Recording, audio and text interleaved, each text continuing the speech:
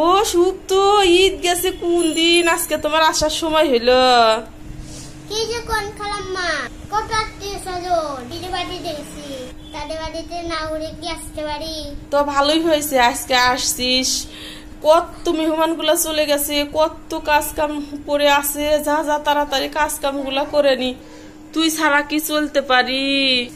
আমার কথাও তো একটু চিন্তা করা দরকার, তোকে ছাড়া কি আমি চলতে পারি? মনে বললে যে আসলাম খালাম্মা, তাহলে কি আমি এত তাড়াতাড়ি আসতাম?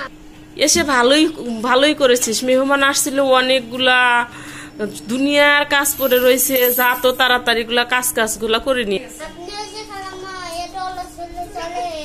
কোষ না সুপ্ত, কোমরের ব্যথায় বাঁচি না, কেমনি করে কাজ করব, সেই জন্যই তো তরে রাখছি কিসের জন্য? কাজ করার জন্যই তো। ভূমিকার উপরে এত নির্ভর হওয়া ভালো না।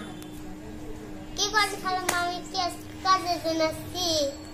তুই আজকে তাইলে কিসের? আজকে তোকে আমি বোনাস দিব কেমন করে? আজকে তো তোকে আমি বোনাস দিতে পারবো না। ওদিনই তো খালাম্মা যে কাজে বিজি থাকি, সেদিন আমি বিজি ছিলাম, সেদিন আসতে পারিনি, একটু আসলাম।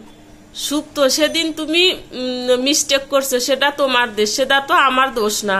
তা সে বিষয়ে কি আমি তোমাকে কিছু বলতে পারবো? কিছুই বলতে পারবো। আর কোনো কথা মা, আর কোনো কথা বলতে পারবো না। বোনাস কটাটা আমি লইয়া চলে যাই। আরে বাবা, তোকে তো বোনাস দেবই, তুই একটু হাতের কাজগুলা সেরে দে, তাইলেই তো তোকে আমি বোনাসটা দিয়ে দিচ্ছি। খালাম্মা নাসুর বান্দা, ঠিক আছে আমি হাতের কাজগুলো করে দিচ্ছি, তারপরে আমার বোনাসটা দিয়ে রেখে রাখি। আমার সব কাজ হয়ে গেছে, আমার বোনাসটা দেন।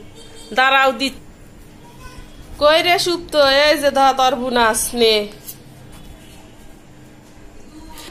এই খালাম্মা করতে ভালো, যাই খালাম্মা আজকে চলে যাই, কালকে আমার ঠিক করে কাজ আসবে। ভিডিওটা ভালো লেগে থাকলে লাইক কাজ করবো।